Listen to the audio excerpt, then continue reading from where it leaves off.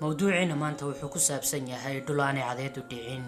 haddaba dhulaani cadeed u kaba dhicin habeen iyo maalinba soo muuqato dhulkaas oo ku kala yaala wadamo dhowr ah oo ay kamid yihiin wadamada Norway, Sweden, Russia, Greenland iyo Canada.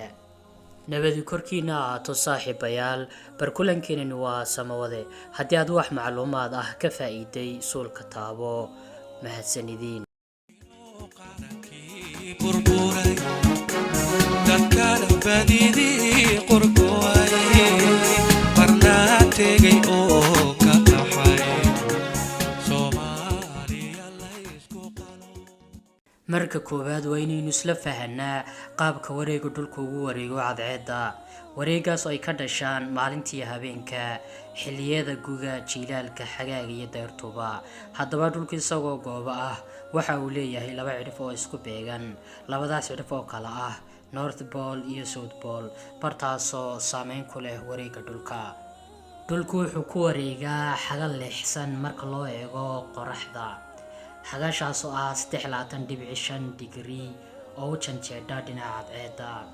wareega dhulku waxa uu wareegaa dhanka bari oo ku beegan bidix taasina waa sababtay in aysan qoraxdu dhicin bilooyin kooban oo u dhaxeeya 20 Abriil ilaa 22 Agoosto kamana qarsoonto goobada Arctic Svalbard oo ku taala Norway, Abisko oo ku taala Sweden, Fairbanks oo ku taala Alaska iyo Nuuk oo ku taala Greenland laga yaabaa inaan qaab ku dhawaaqo qalday sida darteed ayaan qoraal ku soo raaciyay waa magaalooyinka ugu caansan in cadeedu dhicin bilahaynu kor ku soo sheegnay walow ay Arctic oo dhan ay ka wada siman tahay bilahaas u dhaxeeya 20 Abriil ilaa 22 Agoosto waxa intaa u sii dheer oo ay caan ku yihiin iskaga yimaadaan daafaha caalamka dalxiisayaal aad u fara badan kuwaasoo ay soo jiidaan indhahoodu midabo qurux badan oo cirka lagu arko mararka qaarkood midabadaas oo loo yaqaan aurora ama polar light midabada qaabka ay u sameysmaan iyo waxa ay yihiin ayaynu isla eegaynaa iyadoo ay tahay mucjisooyinka iyo aayaadka Ilaahay inuu koonkan ku arkayno ayaa haddana midabada kala duwan ee qurxoon waxa ay ka dhashaan falgallo ku yimaada magnetosphere-ka iyo shucaaca ku lamaan gaasaska ay cadeedu soo deyso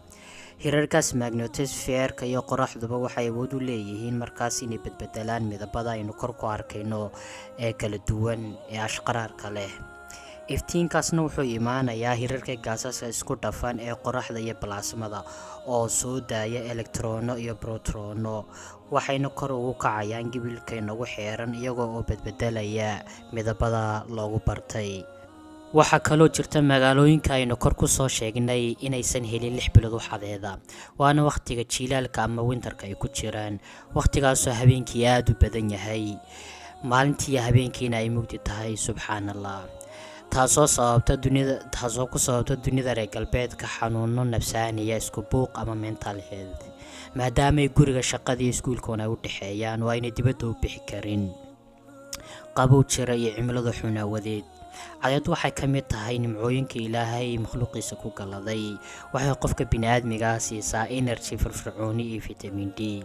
wadankeenan haddaba reemer yoolay waxaanu garan lahaynaa nimcadaanu haysano badda iyo cadeedan 12 bilood baynu helayno ayaynu garan lahaynaa Ilaahay ummadeena jidka toosana ku hadeeyo barnaamijkeenina intaas ku dhan yahay haddii wax aad ka faa'iiday subscribe sar channelka wassalaamu calaykum waraxmatullaahi wabarakaatuh